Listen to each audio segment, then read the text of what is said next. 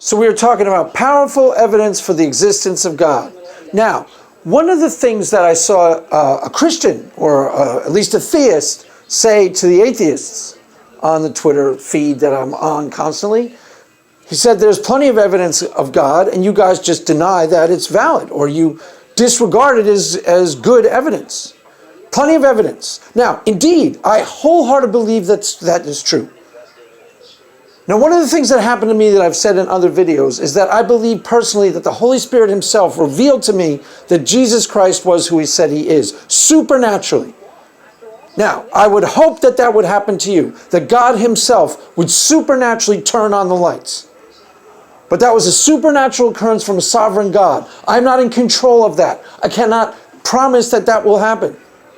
I can only tell you in all honesty that that is what happened to me. Okay?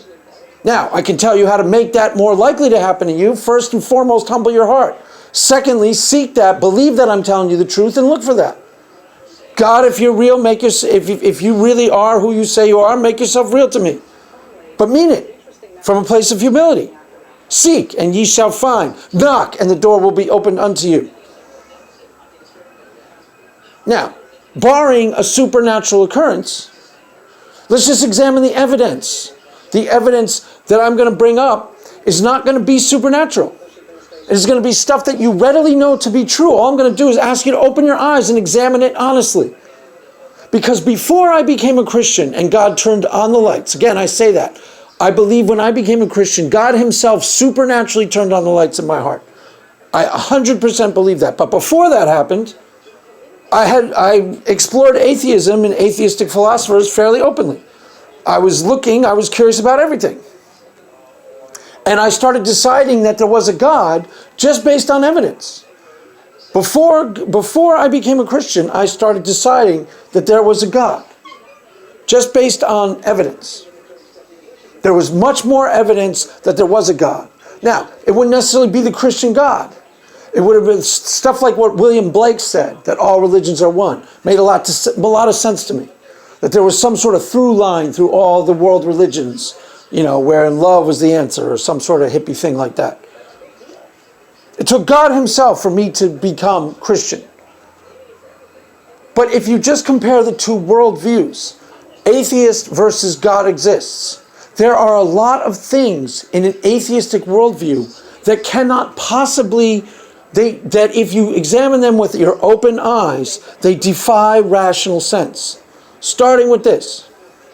Now, I've brought this up in other videos, but I want to elaborate so that it makes complete sense to you. If we are alone in the universe and nobody put us here, then there is no such thing as a personal destiny.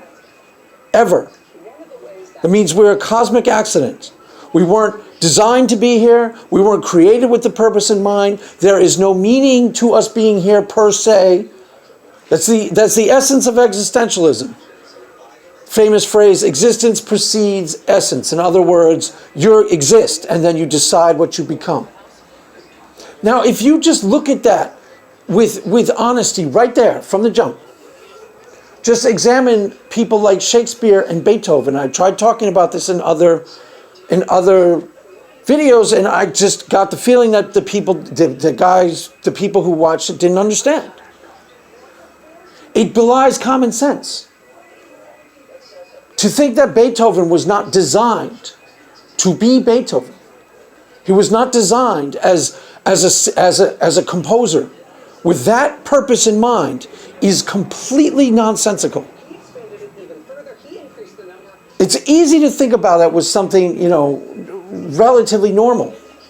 The plumber wasn't designed to be a plumber. Sure, maybe not. Maybe was. Who knows? But when you start looking at some of the bigger people in history, it becomes almost impossible. If you honestly examine it, just based on common sense, it is almost impossible to think that Charles Dickens was not created to be a writer, was not born with that purpose in mind. He just, stumbled upon pens and inks. Louis Armstrong wasn't created to play jazz. It's nonsensical. And I could bring up 1,000 different people like this, 500,000. Common examples. Everybody knows who these people are. Does it really make sense to you in any rational way that they just accidentally became these awesome, these gifts that they have were just sort of accidentally there? Think about that. Really think about what that would mean. If there were no such thing as a God and there were no creator, then we're randomly occurred here. We're an accident of nature. We're a cosmic accident. Again, a lot of people don't even understand that. Most of you atheists don't really understand what atheism is. It means there is no creator at all. No God put us here. So we are alone in the universe. In order for that to be, we have to be a cosmic accident. One molecule, metamolecule, boom, you have some life form. But there is no inherent purpose to it at all. Now, think, there's no inherent purpose to life at all, and walk into an art museum. Walk into an art museum. Look at Leonardo. Wasn't born to do that. Wasn't created with that in mind. Come on. In a certain sense, this is a no-brainer. You know, people say, why is God going to be angry at me if he didn't prove his existence? And the Bible makes quite clear that the evidence of God is so obvious that you have done some work to shut him out of your heart. You have actually been complicit in pushing him away. You have some agency in the matter. It is not random that you insist that he isn't there. You insist that he isn't there, hence you don't see him. Does that make sense? Because that's the God's honest truth. You have insisted he isn't there, hence you do not see him. And God himself has given you evidence to support that. Why? Because God wants you to be convicted. Choose him first. Not he proves himself real first. The thing I just said, walk into an art museum, walk into the Louvre, and try and imagine that all of the paintings on the wall, all the different varieties of paintings you see, just take Eugene Delacroix for one example. Take Eugene Delacroix and try and imagine that he wasn't designed to do that. And then go to Leonardo. Look at the Mona Lisa. Or maybe that's Michelangelo. I forget which one that is. I forget. If Leonardo, I forget which one is actually the Mona Lisa. One of them is. It's Leonardo or Michelangelo, don't remember. Try and imagine that they weren't specifically designed with that purpose in mind. It's borderline crazy. It actually makes no rational sense. It only makes rational sense when you insist on it. Now, one of the key ways that you insist on it is you fixate on aspects of either religion that you may think are personally toxic, which you may be right about, or you fixate on some negative aspect of God's character, which I've seen atheists do 1,000 times. Keep going back to the same thing. If God is real, why are there kids with cancer? Like that discredits the entire totality of life is discredited because there are things in it that are bad, that are undeniably bad or sorrowful or evil. When you are thinking of God's character, you have to take the totality of the experience of life into account. This is part of why I have so much faith in God's goodness. Because long before I became a Christian, it occurred to me that life is on some level profound and fantastic.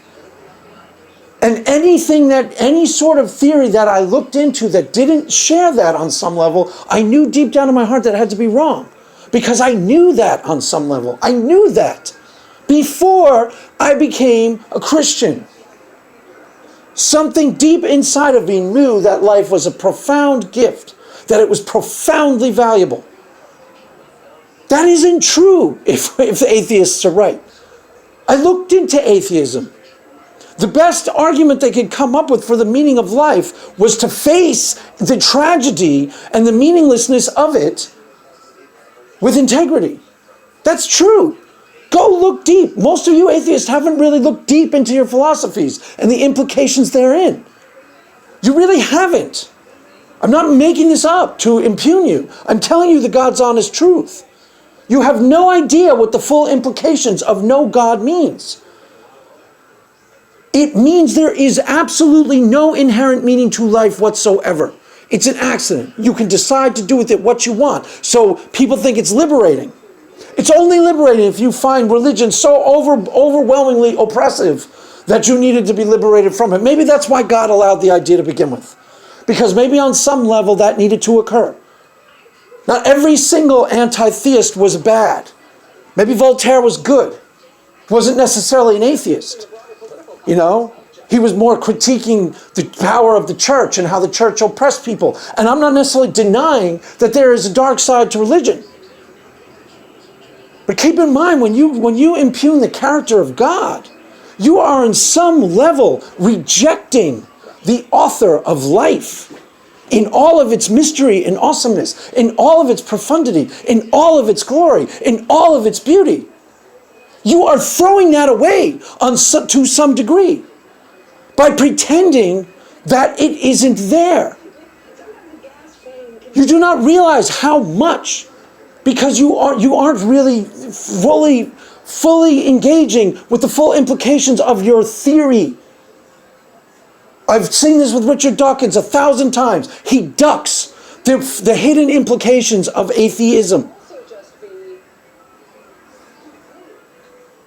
Ducks it altogether. If there is no God and if there is no creator, then life is not a profound and awesome gift. Period. You can try to rationalize it into that with all these convoluted gymnastics, but the actual crux of the matter, the honest atheist had it right. If there is no God, then the whole meaning of life is to face an essentially tragedy of existence. Then life is essentially tragic. So I tried to explain to an atheist that that's a problem. He didn't get it because he just he's not deep enough to understand that. If there is no God and you just die and poof, that's it, it's over, then life is essentially tragic.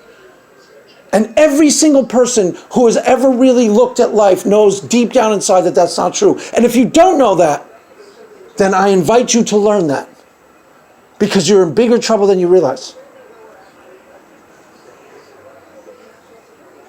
That is why I rejected atheism long before I became a Christian. Because I recognized quite clearly that that was its essence. If you buy into it wholeheartedly, I kind of wanted to be an atheist because it was cool. You know? I was a punk rocker. I was supposed to be an atheist. I was in a band. I read Nietzsche. Didn't read it too deeply, but that's part and parcel of trying to be cool. You know, smoked weed, drank, wanted to be cool. And atheism was kind of cool. It was kind of dark. It was kind of mysterious. I'm kind of a badass. I'm an atheist. Yeah, sup? I don't believe in no God, man. No God gonna own me. You kidding? Stupid juvenile fantasies. Your rules and regulations. You know, on some level I wanted to be cool. But when I investigated deeply, I found tragedy at the bottom of the well. Because the tragedy is this. If that is true, there is no inherent meaning or beauty or profundity to life itself. You can try to argue it into it, but you are faking it. You are faking it because you don't want to admit that. And if you're arguing it in, you might as well stop being an atheist right now. Because that's the essence of it. That's why I ultimately said, hey, this can't be true. I remember a friend of mine when I was in college was hanging out with a friend in my hometown. He said, oh, those guys are a-holes. Talking about existentialists. Those guys are a-holes. And that's what he meant. I knew exactly what he meant as soon as it came out of his mouth. That there was something inherent about the philosophy that was despairing. Now, your modern day atheists like Richard Dawkins are too shallow to be despairing. And they don't have enough integrity to recognize the full implications of the atheistic philosophy. So they never get too deep into it. So they don't have to despair. Well, good for them. But buy their pill whole hog, and I promise you, at the end of it is something called despair. And that despair is existential in nature. The recognition that there is absolutely zero meaning to life whatsoever. It's where we start getting the concept of the absurd. Life is absurd. No, the philosophy is absurd.